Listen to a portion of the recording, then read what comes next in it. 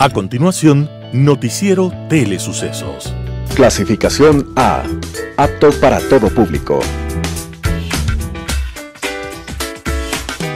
Un noticiero pensado para usted porque se lo merece. Nos acercamos a la realidad desde diferentes perspectivas. Noticiero Telesucesos. Primera parte del noticiero Telesucesos, con las noticias más importantes del día.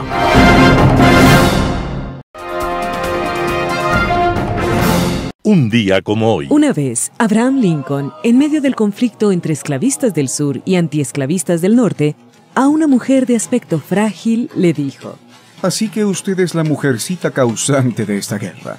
Esa mujer era Harriet Beecher Stowe, ama de casa, religiosa puritana, que había emprendido la denuncia de las barbaries de la esclavitud. Para lograrlo, había escrito la historia de varias familias negras con un personaje central llamado Tío Tom. En esos relatos estaban clamorosamente denunciados todos los horrores de la esclavitud.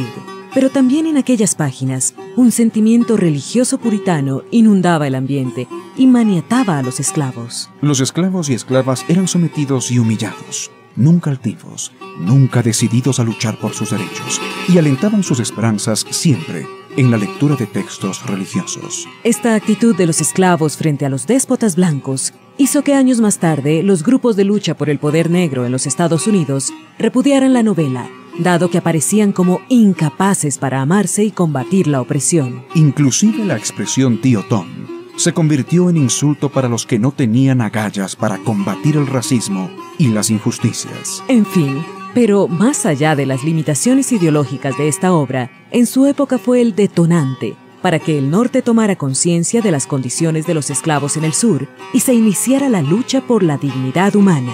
Herbert Beecher Stowe, el ama de casa puritana que se lanzó a escritora y que a su manera generó una guerra y aceleró la libertad negra, estaba muriendo un día como hoy, 1 de julio de 1896. Y aunque su nombre es casi anónimo, a pesar de su espíritu de resignación, su voz de denuncia sigue resonando en todos los tiempos. Las principales noticias del día.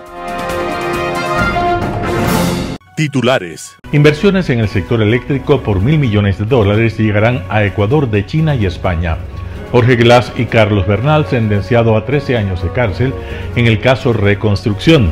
La UNE presenta demanda de inconstitucionalidad en contra de la Ley de Integridad Pública. En política internacional, guerra de 12 días. Los editoriales serán de Martín Pallares, que no arruinen lo de Fito con populismo. Santiago Basabe, pañitos de agua tibia. Noticias del día. Inversiones en el sector eléctrico por $1.000 millones llegarán a Ecuador de China y España. El gobierno de Ecuador anunció que como resultado de la gira internacional del presidente Daniel Noboa, el país recibirá $1.000 millones de inversión extranjera directa. La vocera del gobierno, Carolina Jaramillo, anunció la cifra en la rueda de prensa del lunes 30 de junio desde el Palacio de Carondelet. Según la vocera presidencial, $400 millones será una inversión de la compañía Power China para proyectos de energía renovable y almacenamiento. Los recursos llegarán de forma progresiva hasta diciembre del 2026. Dijo que los proyectos a los que se destinaría esa inversión aún no están definidos, pero que son públicos y están abiertos. Agregó que la empresa china también brindará una asesoría técnica en la revisión, análisis y gestión del Plan Maestro de Electricidad, que no ha sido actualizado desde el 2012. Sobre los $600 millones, indicó que es por parte del grupo español Cox Energy, empresa enfocada en la energía solar y que desarrolla actividades de generación y comercialización de electricidad en España y México. Jaramillo señaló que el grupo español estará a cargo de 5 proyectos eléctricos: Tocachi, Malchinguí, La Ceiba 1 y 2, Matalá y La Po 1 y 2, así como de una línea de transmisión de 80 kilómetros. El tiempo estimado en construirse los proyectos de energía fotovoltaica será de entre 1 y 2 años. Jorge Glass y Carlos Bernal sentenciados a 13 años de cárcel en el caso Reconstrucción. Luego de 7 días de deliberación, Mercedes Caicedo, Marco Rodríguez y Javier de la Cadena anunciaron la sentencia en el caso Reconstrucción de Manabí.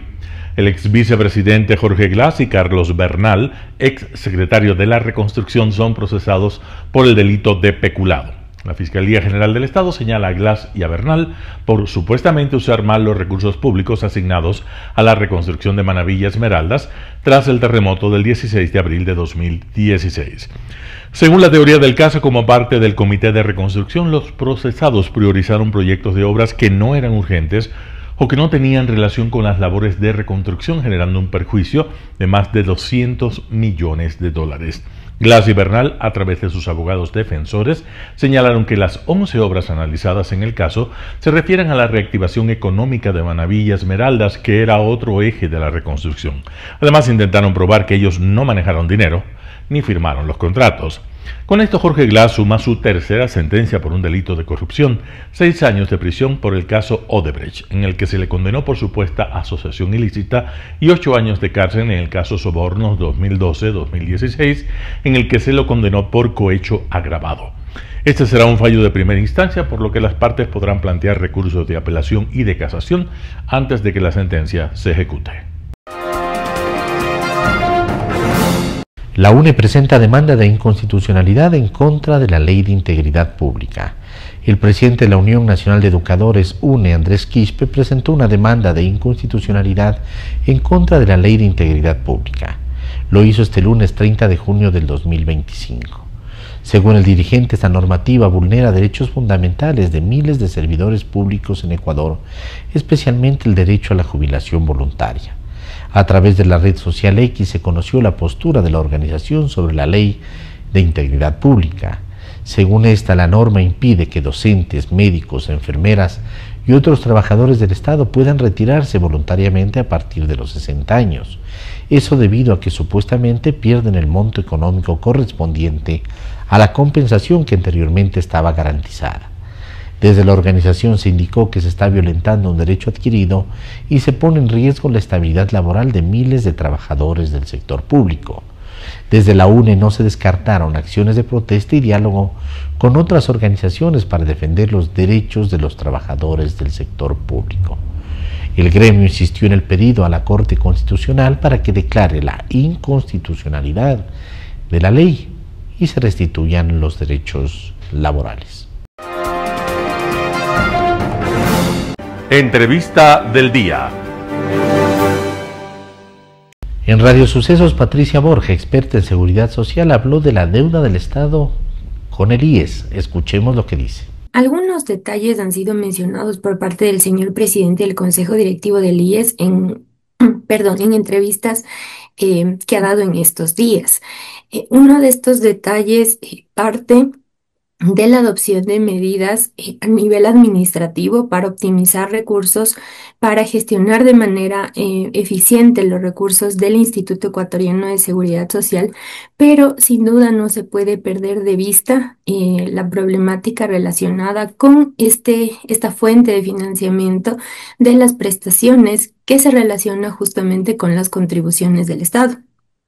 Y pues sin duda la obligación, el monto de la obligación es muy significativo, muy cuantioso y a pesar de lo previsto por esta ley que está vigente desde el 22 de julio de 2024, todavía no hay un resultado concreto de parte del Ministerio de Economía y Finanzas y del IES en cuanto a la determinación, y esto es importante que ocurra porque primero lo manda la ley, segundo, la ley también dispone que son obligaciones del Estado que tienen que ser asumidas, en este caso debieron haber sido asumidas de forma oportuna, son obligaciones que se tiene desde enero del 2012, entonces son varios años que han transcurrido desde la generación de estas obligaciones, entonces es algo bastante complejo también partiendo de lo previsto por esta ley, que una vez que se hubiera ya determinado los valores, pues se debe suscribir un convenio de pago y la duración de este convenio de pago no debe ser superior a los 10 años.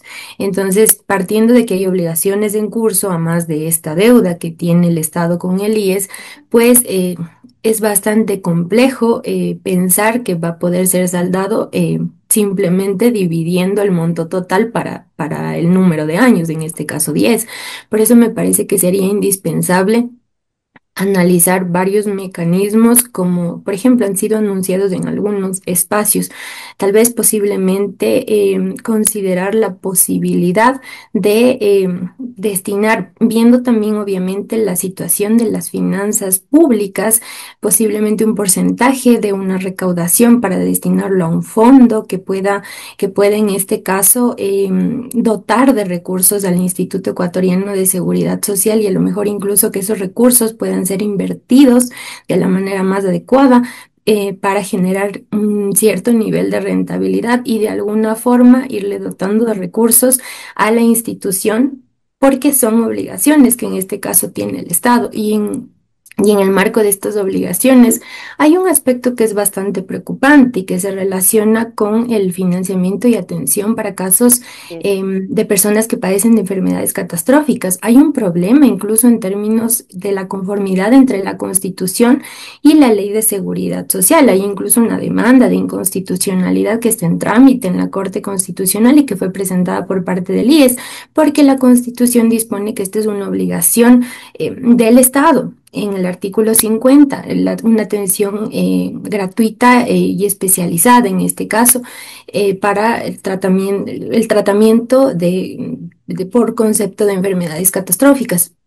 Pero la Ley de Seguridad Social, más que es previa a la Constitución, más bien hace referencia a que debe ser un fondo solidario, que debe ser nutrido por el aporte de los empleadores, de los asegurados y la contribución obligatoria del Estado. Pero ¿qué es lo que señaló el IES? No se le puede cobrar a los afiliados y a los empleadores por algo que es una obligación del Estado. Y bueno, la Corte Constitucional, a través de la jueza ponente, que es la jueza Carla Andrade Quevedo, pues abogó conocimiento. Entonces ha corrido traslado a la Presidencia de la República, al IES, para solicitar información o datos adicionales sobre este tema, pero sin perjuicio de la decisión que llegue a tomar la Corte Constitucional. Es un tema muy importante que debe ser abordado porque parte del derecho a la salud, de garantizar una calidad de vida a las personas que padecen de estas enfermedades catastróficas, pero además es un tema financiero que le representa muchos recursos al Instituto Ecuatoriano de Seguridad Social. Entonces debería, y ojalá existiera esto, una discusión seria entre varias dependencias del Estado, entre el IES. La Asamblea Nacional también está involucrada en este ámbito, los distintos niveles de gobierno para el establecimiento de políticas públicas en este ámbito. Bueno, es una serie de situaciones que le podría mencionar. Walter Macías, juez de la Corte Nacional de Justicia, estuvo en Radio Sucesos. Habló de la emergencia judicial. Vamos con la nota. En realidad sí sucede una suerte de situación actual en la que la Administración de Justicia está venida a menos por todas estas situaciones que radican en los jueces y juezas que han tenido estas resoluciones que son un poco sacadas de contexto en lo que corresponde a la legislación. Ahora bien, lo que ha hecho esta reforma legal en relación a la Ley de Integridad Pública, lo que hace, le pongo un término, repotenciar lo que ya el Consejo de la Judicatura tenía a su mano de poder realizar evaluaciones, de poder declarar emergencias temporales, como lo ha hecho en tribunales contenciosos administrativos, de contratar juezas y jueces, que es lo que creo que se busca un poco, o de también solicitar al Ejecutivo que se eleve el techo presupuestario para contratar ciertas obras para la logística de la función judicial. Pero esto no lo hicieron hace 10 meses atrás, desde que está el doctor Godoy. Ahora que se busque que con esta fórmula de que la Asamblea introdució esta reforma del Código Orgánico de la Función Judicial, ya diga tengo una normativa legal, pero siempre ha existido. Lo que se hace es darle el contexto de declaratoria de emergencia, sin embargo es un poco peligroso. Yo siempre indico, cuando se le otorga mucho poder a una función del Estado, como en este caso se le pretende dar al Consejo de la Judicatura, tomando en cuenta de que la declaratoria de emergencia puede subsistir en el tiempo si es que no cambian los escenarios. Y se ha venido viendo que sí existe algo que corregir, pero creo que solo lo que hace es afianzar un poco más lo que ya existía el Código Orgánico de la Función Judicial. Ahora, lo primero que habría que esperar es que tanto el Ejecutivo como la Asamblea Nacional manden las ternas al Consejo de Participación Ciudadana para elegir al nuevo Consejo de la Judicatura, porque por un lado, el gobierno presiona a los jueces, cuestiona a los jueces, lo señala, propone esta reforma. Por el otro lado, la Asamblea incluye la reforma y la Comisión de Fiscalización abre un proceso de fiscalización a la justicia. Lo primero que habría que hacer es mandar las ternas.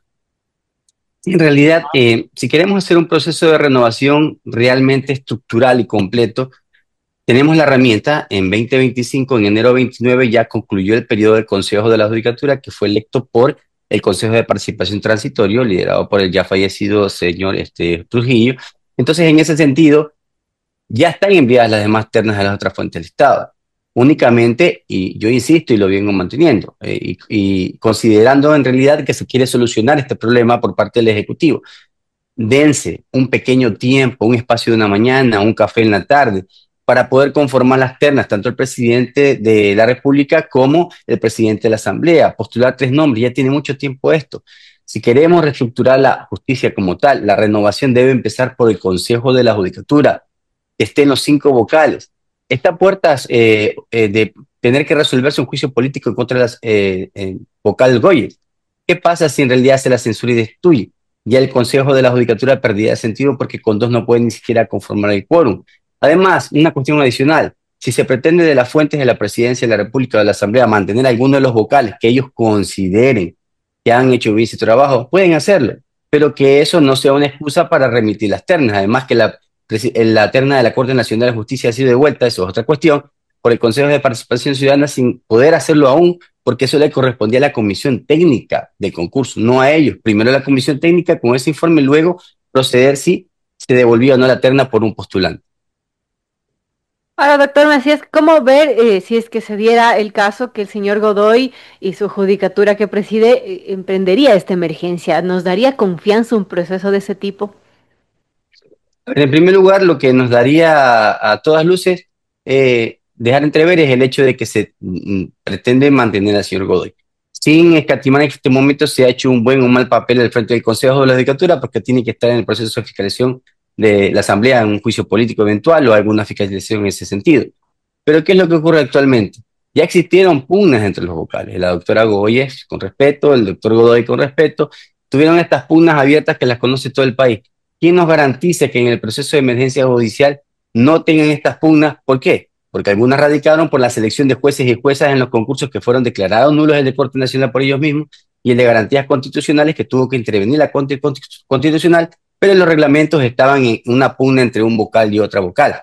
Entonces, ¿qué ocurre? Si se sigue manteniendo aquello, va a fracasar la declaratoria de emergencia judicial. Y no queremos avisorar eso, porque todos queremos que el país tenga esa faceta de que se confíe nuevamente en la Administración de Justicia. No digo que vaya a pasar, pero es una posibilidad. Entonces hay que ver esas expectativas respecto al nuevo Consejo de la Judicatura que se debería y se tiene que conformar. Michelle Maffei, especialista en conflicto y violencia, habló acerca de la captura de alias Fito. Escuchemos lo que opina. Bueno, evidentemente es importante la captura de Fito. Sin embargo, la captura de Fito va a significativamente minimizar, por ejemplo, la tasa de homicidios, va a minimizar la atomización del crimen organizado y más que todo, ¿qué pasa con las demás estructuras? Los lobos, tiguerones y todas las células más pequeñas. No. Fito es el líder como tal de los choneros, pero al fin y al cabo es uno de los criminales detrás de todo el enredado del crimen organizado. ¿Qué significa?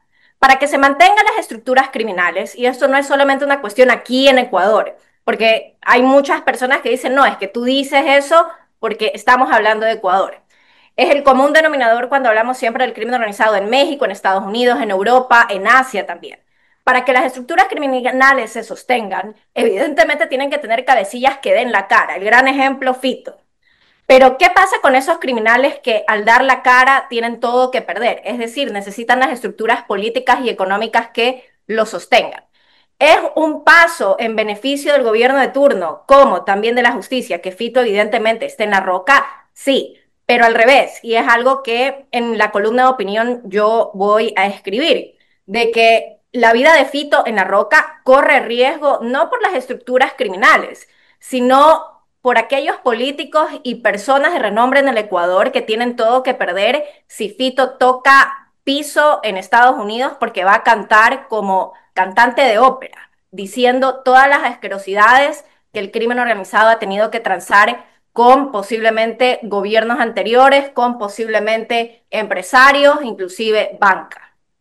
A mí se me viene a la mente, hablando del tema extradición de Fito, la posibilidad latente de la extradición, se me viene a la mente lo que pasó en Colombia en los años 80, cuando los narcotraficantes incendiaron el país para evitar que salga el proceso de extradición contra ellos. Es decir, el miedo que tienen los delincuentes a terminar en una cárcel de Estados Unidos, eso sí puede generar un precedente importante de anuncio, de llamado Ujú. al resto de bandas y jefes de bandas. De entrada, voy a decir algo dentro del modus operandi del crimen organizado. Yo poniéndome en una hipótesis que sería netamente mentira. Si yo estuviese, por ejemplo, liderando un grupo, no sé, lo último que yo quisiera es generar más guerra. ¿Por qué? El común denominador de la mafia rusa, mafia italiana, también de los mismos cárteles mexicanos. Tener guerras entre bandas es mal negocio. Al revés, todo el mundo quiere tener paz. ¿Por qué? Porque yo me puedo enfocar en generar más dinero narcotraficando, moviendo droga y no tengo que perder recursos y personal terciarizando gatilleros o también teniendo que comprar armas y municiones justo por una cuestión de guerra interna entre las bandas o dentro de la misma estructura. Ahora, ¿qué es lo mejor que le puede suceder a Fito? Que se vaya a Estados Unidos porque uno, en las cárceles de Estados Unidos él va a tener más seguridad. Dos, le van a reducir sentencia por todas las asquerosidades que él sabe, no solamente desde su liderazgo dentro de la estructura de los choneros, sino también en el liderazgo de Rasquiña. Muy posiblemente él sabía qué era lo que estaba haciendo y cuáles eran los pactos que la estructura criminal tenía que generar para mantenerse. Y por otro lado, yo quisiera que en este momento Fito ya esté en Nueva York, porque a mí lo que me interesa como tal no es que a los criminales que lanzan la piedra y no esconden la mano, como por ejemplo el comandante Willy, el mismo Fito, terminen en las cárceles. Lo que a mí me llama la atención y tengo muchísimo morbo es de saber quiénes son de verdad los criminales por detrás de Fito que tienen todo que perder en cuestión imagen social si de la nada sale en un periódico una investigación de que alguien notorio ha sido terrible narcotraficante o persona que genera activos por trata y tráfico por motivos de explotación sexual. Eso es lo que de verdad a mí me llama la atención. Los criminales son criminales. Y si Fito termina en la cárcel o comandante Willy termina en la cárcel por ser criminal, poco o nada les va a interesar porque su profesión es ser criminal. Es como si yo les dijera, ustedes son periodistas. Evidentemente, es su profesión, es la misma lógica. Un panorama de noticias para su estatura intelectual.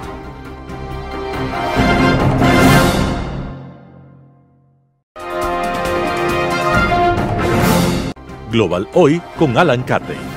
Guerra de 12 días. Así definió el presidente Trump con la imprecisión y prescindencia de la realidad histórica que son parte clave de sus estrategias de negociación a la semana y media de la ofensiva israelí apoyada al final por Estados Unidos contra la República Islámica de Irán y su programa nuclear ante la posibilidad de la obtención por parte de este país de una o varias armas atómicas a partir de una importante cantidad de uranio enriquecido al 60%, estimado en 400 toneladas de material que no requeriría mucho tiempo para ser llevado al 90%, dada la considerable inversión que Irán había hecho en centrifugadoras justamente para ese propósito. Las declaraciones acerca del carácter pacífico del programa nuclear iraní resultan altamente dudosas, pues el enriquecimiento de uranio requerido para combustible para reactores nucleares es del orden del 3% y no de 20 veces más como el del material almacenado por Irán. Tampoco abona a la credibilidad del pacifismo del programa nuclear la importante dispersión de los centros de investigación ni las extremas medidas de protección de estos, construidos en cuevas a gran profundidad, reforzados con gruesos techos de hormigón.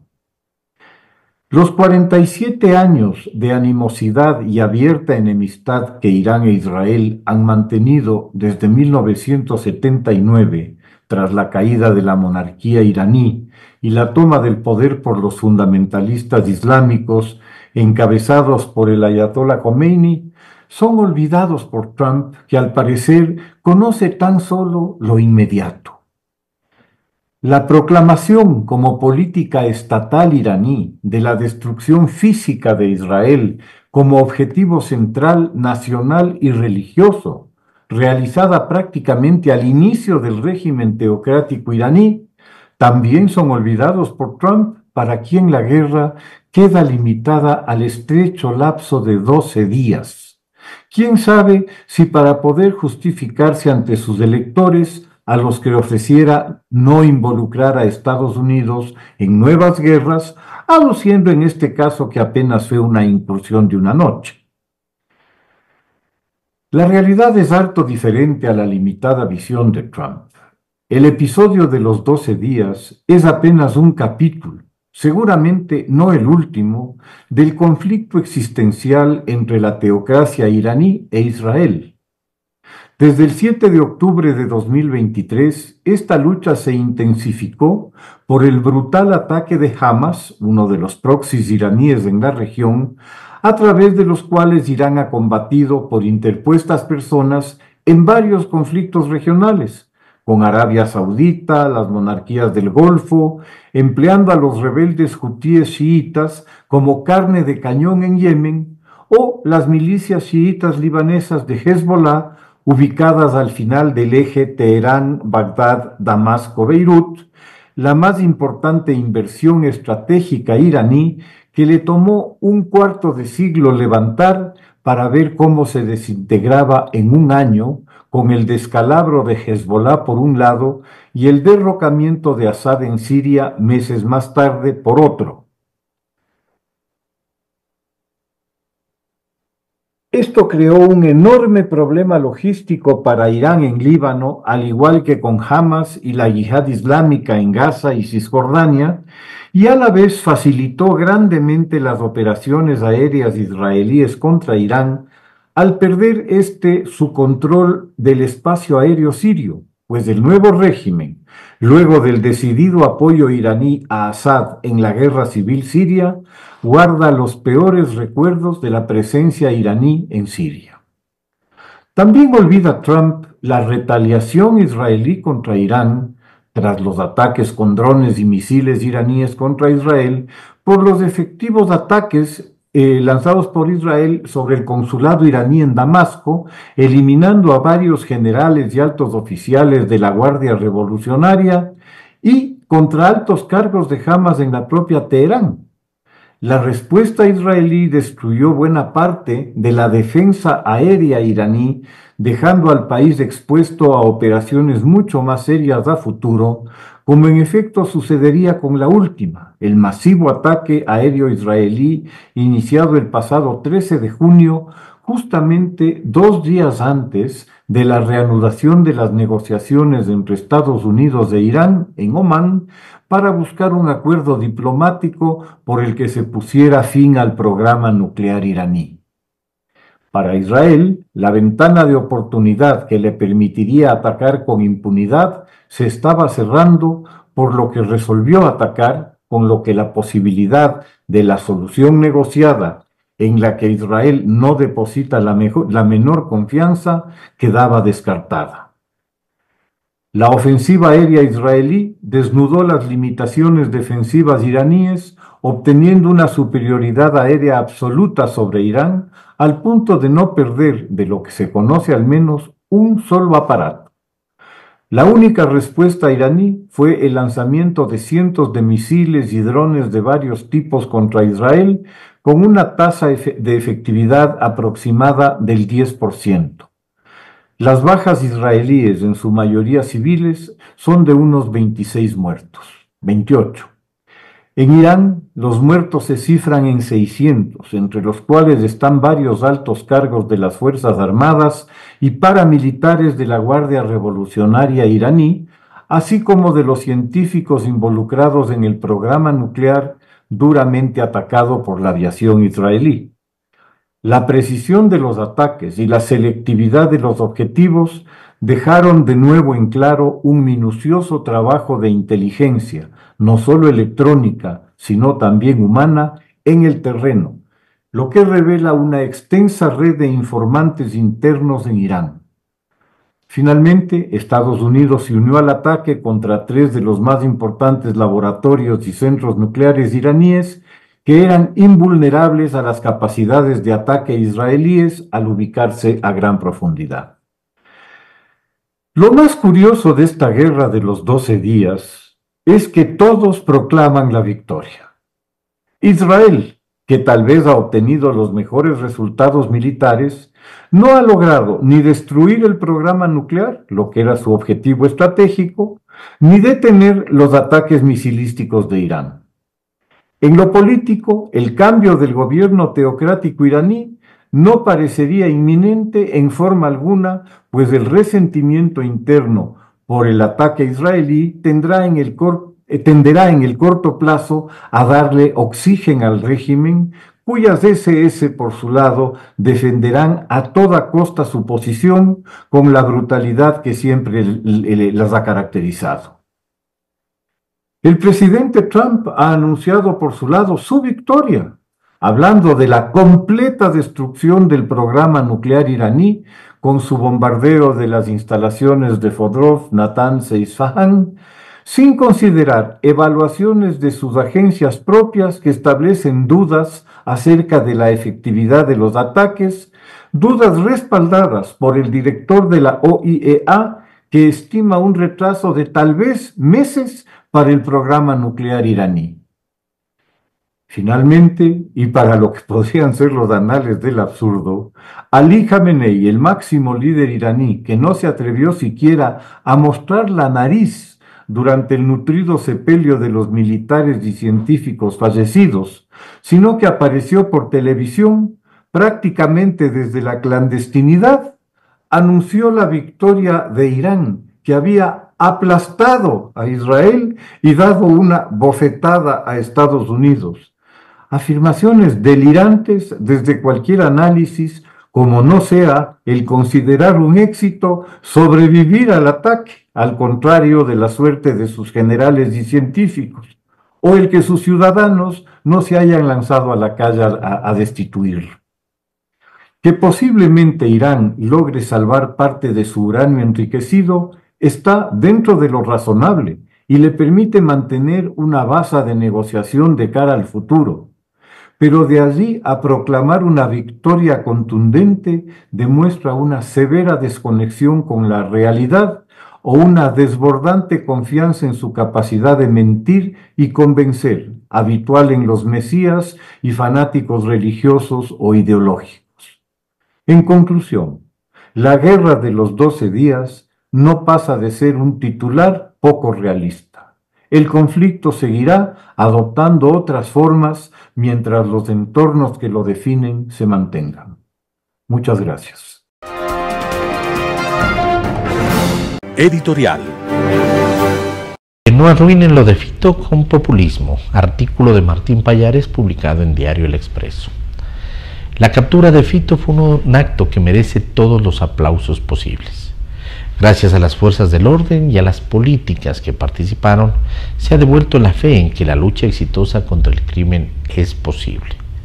Sin embargo, todo puede opacarse si se sigue distorsionando la verdad para hacer propaganda política. Y es que decir que la captura de Fito fue gracias a las leyes de inteligencia y de solidaridad, como sostiene el gobierno, es equivalente a decir que la fuga de Fede también obedece a eso. El razonamiento es sencillo. Fede huyó el 20 de junio, cuando ambas leyes ya estaban aprobadas, la de solidaridad el 7 de junio y la de inteligencia el 10 de junio. Es decir, la fuga de Fede se produjo con ambas leyes aprobadas. Pero decir que Fede huyó por las nuevas leyes es tan jalado de los pelos como decir que a Fito se lo capturó únicamente por su aprobación. En realidad, lo dicho por el gobierno es puro oportunismo político para deslegitimar las críticas hechas a ambas leyes por considerárselas inconstitucionales.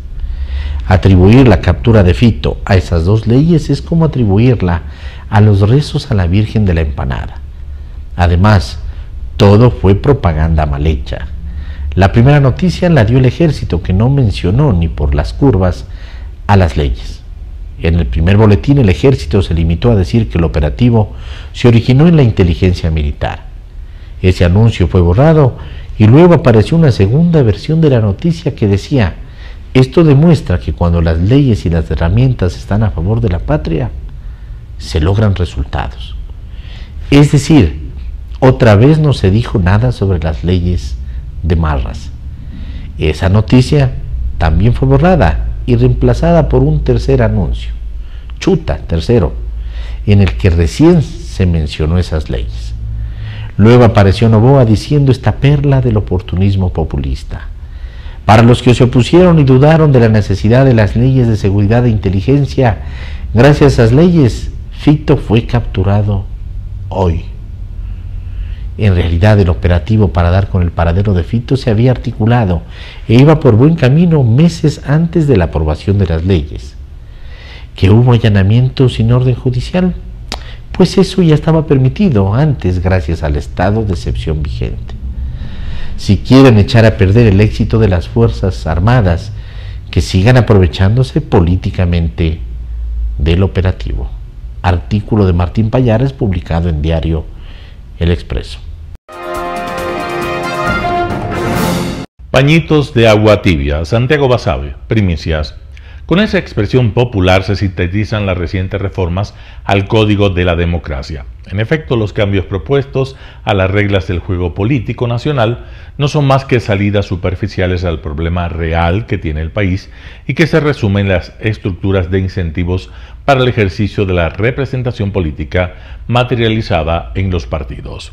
En otras palabras, si no se propone una variación profunda a la normativa que regula el funcionamiento de las organizaciones políticas, todas las enmiendas resultan insuficientes, pañitos de agua tibia que calman pero no curan la enfermedad del país. Si no exigimos que los partidos tengan un número razonable de afiliados, no de adherentes ni simpatizantes, para obtener y mantener el registro electoral, difícilmente se podrán generar cuadros políticos que sirvan como ejecutores de las políticas públicas. Nos quejamos del reciclaje de funcionarios, pero poca atención le ponemos a la raíz del mal. Si los presidentes no tienen gente capacitada profesionalmente y que además comparta una visión política del país, ambas características halladas en los afiliados a los partidos, la salida natural ante la orfandad de apoyo es buscar personas que hayan servido en anteriores administraciones. No es cuestión de falta de coherencia, sino la simple necesidad de sobrevivir políticamente. Si no se requiere un mínimo de tiempo de afiliación previa a los partidos políticos como requisito indispensable para ser candidato a un cargo de elección popular, los delincuentes y oportunistas que ahora pululan por la Asamblea Nacional seguirán presentes. Peor aún, ganarán cada vez más espacios. Sabido es por el país entero que ahora mismo hay muchos asambleístas que compran candidaturas, autofinancian sus campañas electorales y una vez en los cargos responden a los intereses inconfesables del crimen organizado. Ergo, no hay afiliados a los partidos políticos porque la gente honesta, que desearía ser vida partidista, mira con impotencia que lo que manda al momento de la designación de candidatos no es la pertenencia a la organización, sino el grosor de la chequera. Modificar las reglas electorales, aquellas que convierten los votos en escaños, es importante desde luego, pero lo que no se ha dicho, o se ha dicho poco, es que cualquier tipo de mecanismo de asignación de asientos legislativos termina siendo secundario si los partidos políticos no funcionan de forma adecuada. También son importantes los controles al gasto electoral y al financiamiento de las campañas, desde luego, pero si el país tiene más de 200 organizaciones políticas con registro legal, el Consejo Nacional Electoral seguirá siendo incapaz de dar seguimiento a conductas ilegítimas. No se trata solo de falta de decisión para emprender acciones de auditoría, sino también de la deficitaria capacidad humana y tecnológica para hacerlo. Pañitos de agua tibia, esos son las reformas recientes al Código de la Democracia. Como era de esperarse, ninguna organización política se ha atrevido a proponer un cambio profundo al sistema de partidos. Todos, sin excepción, se han conformado con alegrar al graderío, dar una espuria señal de intención de cambio y por esa vía seguir con la dinámica partidista a las que nos tienen acostumbrados, mediocridad y delincuencia organizada. No es una exageración, muchos de nuestros actores políticos están en una u otra categoría y cada vez más engrosan ambas. Como en otras ocasiones, el país perdió una excelente oportunidad para dar un giro a nuestra vida política. Pañitos de agua tibia es la receta aplicada por nuestra Asamblea Nacional a una democracia enferma de gravedad. Y como cualquier solución superficial, pronto el diagnóstico volverá a ser el mismo. El problema no es el régimen democrático, como algunos aprovecharán para posicionar en el debate público. El problema es que quienes están al frente de las decisiones del país no tienen convicciones democráticas y menos, mucho menos, vocación cívica. Una y mil veces más, mientras no reformemos profundamente el sistema de partidos políticos, nuestra vida pública irá de mal en peor. Santiago Basabe, Primicias. Noticias internacionales. Detengan la masacre. Futbolistas franceses arremeten contra la FIFA por el Mundial de Clubes y su calendario. El sindicato francés de futbolistas ha dado la voz de alarma sobre la Copa Mundial de Clubes de la FIFA, afirmando que es urgente detener esta masacre, en medio de las continuas preocupaciones sobre el bienestar de los jugadores. También acusó al presidente de la FIFA, Gianni Infantino, de ignorar la salud física y mental de los futbolistas en aras del beneficio económico, a pesar del impacto que los calendarios congestionados tienen en los jugadores de todo el mundo. El nuevo torneo ampliado a 32 selecciones se ha enfrentado a críticas desde que se anunció, pero siguió adelante con el telón de fondo de impugnaciones legales en Europa y amenazas de huelga. Días antes del comienzo de la Copa Mundial de Clubes, los dirigentes se enfrentaron a nuevos llamamientos para proteger a los jugadores ante el creciente temor a las lesiones y el agotamiento. Mientras los 16 equipos restantes luchan en Estados Unidos por un puesto en la final del 13 de julio, algunos clubes franceses ya han reanudado los entrenamientos para la próxima temporada.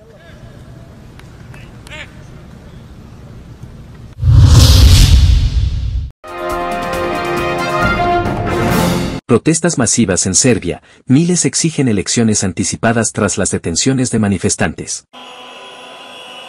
En Serbia, decenas de miles de manifestantes bloquearon el domingo las calles de Belgrado y otras ciudades en protesta por los 77 detenidos el sábado en una concentración que dejó además decenas de agentes de policía heridos. Los manifestantes colocaron vallas metálicas y contenedores de basura en varios puntos de Belgrado, bloqueando un puente clave sobre el río Sava. En la ciudad de Novi Sad, los asistentes a la protesta lanzaron huevos contra las oficinas del gobernante Partido Progresista Serbio y exigieron elecciones parlamentarias anticipadas tras meses de protestas por el mortal derrumbe de la marquesina en la estación de trenes de Novi Sad, que muchos serbios achacan a la corrupción del gobierno y a la negligencia en los proyectos de infraestructuras estatales. El presidente Aleksandar Vučić ha rechazado la petición de elecciones anticipadas, acusando a los manifestantes de provocar disturbios bajo influencia extranjera, aunque sin aportar pruebas.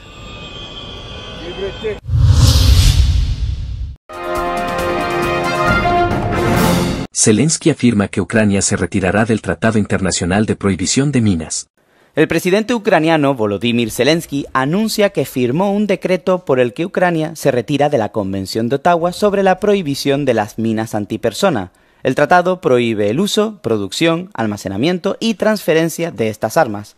Zelensky afirmó que no existen alternativas para la defensa con respecto a las minas, las cuales describe como una característica de los asesinos rusos. Rusia nunca ha formado parte de esta convención y utiliza las minas antipersona de forma extremadamente cínica, afirmó Zelensky. Añadió que al dar este paso político, Ucrania está enviando un mensaje a todos sus socios, en especial a algunos de los países fronterizos con Rusia. Finlandia, Polonia, Lituania, Letonia y Estonia se han retirado de la Convención de Ottawa o han manifestado su intención de hacerlo. Tras más de 3 años de invasión rusa a gran escala, Ucrania es ahora el país con más minas del mundo. Los expertos estiman que se tardará hasta 30 años en retirar todas las minas. Si bien la decisión requiere la aprobación parlamentaria, se considera un mero trámite ya que el partido del presidente tiene mayoría absoluta.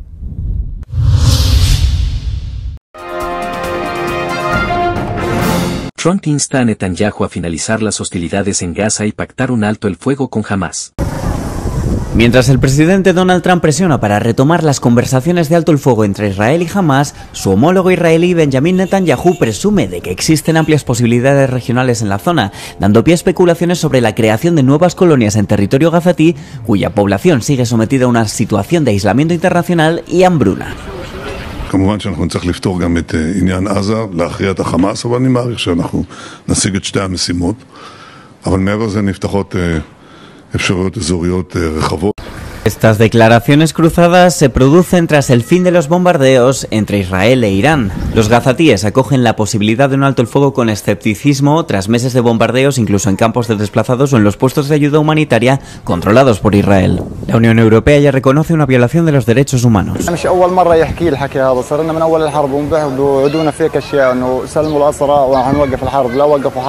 وسلمنا أسرى فعليا ورجعت الحرب ثاني. تصريح زيه زي اللي قبله، احنا اليوم بنخوض حرب لنا أكثر من 2 واحنا بنسمع هدنة، خلصت الحرب، انتهى وقف اطلاق نار، في صفقة، حتى يوم ما صارت الصفقة رجعنا للحرب مرة ثانية، يعني احنا بدناش كلام بدنا فعل. Varias fuentes diplomáticas apuntan a una inminente visita de una delegación israelí a Estados Unidos, incluso del propio Netanyahu, que contravendría por segunda vez el mandato de la Corte Penal Internacional para su detención por presuntos crímenes de guerra.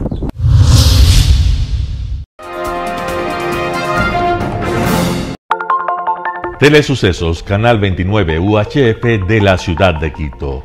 Un canal de televisión abierta, siempre inédito, para una audiencia especial. Somos cultura, educación, salud, opinión calificada, normas de vida. Y todas las tardes, de lunes a viernes, desde nuestros estudios en Arena Telesucesos, escenario propio destinado a promover el deporte. En tiempo real, usted y su familia, en su televisor, desde la comodidad de su hogar, disfrutarán de los partidos, eventos, campeonatos que realizamos diariamente de ecuavóley, básquet, box, lucha libre, cachascán, gimnasia, artes marciales, tenis de mesa, fútbol sala, transmisiones en vivo de los principales partidos de fútbol barrial y colegial. En fin, somos un canal inédito, inéditos en el deporte. Transmisiones de acción y conocimiento en el deporte. Espacio diario conducido por el arquitecto David López todas las tardes, de lunes a viernes, de 4 a 5 de la tarde. Siempre inéditos y distintos, siempre jóvenes. Personajes jóvenes de generaciones nuevas.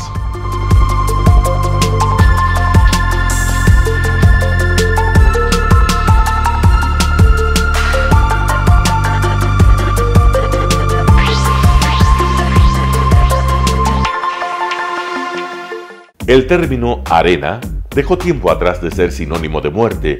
Hoy es un espacio de vida, de desarrollo de una de las actividades básicas del comportamiento humano, el deporte, que quizá, como ninguna, moviliza sentimientos y emociones, elimina como principio la violencia, intereses personales, trampas, desunión e intrigas. El deporte, con sus valores, solo deberá entregar mensajes de bien para mejorar las actuales estructuras sociales y políticas en deterioro en las que vive nuestro país. Hoy entregamos a nuestra audiencia de la ciudad de Quito deportes y en especial a la parroquia de Calderón, uno de los sectores populares de mayor desarrollo de la ciudad, con una población estimada en 1 millón de habitantes que están en contacto diario con el canal 29 UHF, presente con sus instalaciones deportivas en Llano Grande, su centro de gravedad. Telesucesos, desde nuestro estudio principal y en el de Arena Telesucesos, es el único medio de televisión que transmite de lunes a viernes 4 horas diarias de diversos eventos y novedades deportivas: el ecuavóley, básquet, tenis de mesa, halterofilia, taekwondo, esgrima, box, cachascán, Gimnasia Olímpica pueden ser observados en Canal 29 UHF y en todas las redes sociales en su televisión, sin ningún costo, desde la comodidad de su hogar, en nuestro canal y en las redes sociales. Arena Telesucesos es el escenario en donde el deporte tiene vida. Nuestros invitados y jugadores están en la cancha junto a usted y como nunca antes en la pantalla de su televisor, acercándole a un espectáculo inolvidable de luz, color y fiesta. Por fin usted encuentra el deporte que practica y que nunca es transmitido ni considerado por otros medios de comunicación con la importancia que nosotros le damos. El Ecuavóley es el gran protagonista en una cancha con todos los estándares y comodidad para su práctica. Es el único deporte ecuatoriano con partida de nacimiento ecuatoriana. Somos inéditos, nos acercamos al deporte popular de nuestra gente que comparte nuestros esfuerzos. En Arena Telesucesos, aparte del atractivo de los eventos deportivos que transmitimos con nuestra señal a los televisores de su hogar, también entregamos muchos de los valores que encierra el deporte y en especial privilegiamos nuestra identidad nacional en el Ecuavóley, jerarquizando su presencia como el deporte con partida de nacimiento en nuestro país.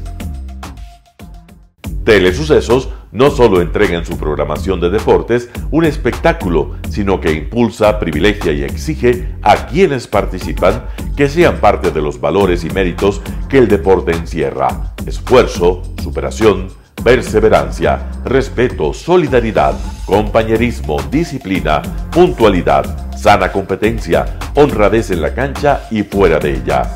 La práctica deportiva siempre generará beneficios positivos para su cuerpo y entregará salud estable, pero refuerza además la identidad personal y premia siempre el éxito conseguido. Estamos entregando a nuestra ciudad con Arena Telesucesos un esfuerzo más de un medio que es fiel a su identidad y que a través de sus contenidos de salud, cultura, opinión calificada y ahora deportes, pretende difundir lo que, aparte del entretenimiento, requiere nuestra gente. Lo hasta ahora realizado está hecho con mucho esfuerzo, pasión y el entusiasmo de nuestra parte, de nuestros empleados, trabajadores y pequeños empresarios que creen en nuestras motivaciones. Hemos dado los primeros pasos para este proyecto que seguiremos haciéndolo gracias a ustedes. ¿Cómo llegar? Nuestras instalaciones se encuentran en el norte de la ciudad, en un sector de gran crecimiento y desarrollo urbano al que se accede a través de la vía E35, más conocida como la Avenida Panamericana Norte. Desde el centro comercial El Portal, a 2 kilómetros a la derecha, se encuentra la calle García Moreno, antiguo camino a Llano Grande, una arteria en la que se desarrollan dinámicos comercios. Junto al centro comercial Ciudad Alegría, a 100 metros, hemos llegado a nuestras instalaciones, Arena Telesucesos, la cancha del Ecuavóley. Telesucesos, siempre inédito, nuestro canal online a la vanguardia tecnológica, 24 horas de programación continua a través de Internet. Telesucesos Internacional. En el Ecuador y en el mundo, Telesucesos Internacional. ¿Cómo nos sintoniza? Ingresando a www.telesucesos.net. Telesucesos Internacional. Telesucesos, el canal de televisión siempre inédito. El noticiero Telesucesos es retransmitido de lunes a viernes a las 7 horas por Radio Planeta Sur 106.1 FM de la ciudad de Loja. Noticiero Telesucesos. Las opiniones vertidas en este espacio por la producción y dirección del programa son de exclusiva responsabilidad de sus autores y de quienes intervienen en ellos.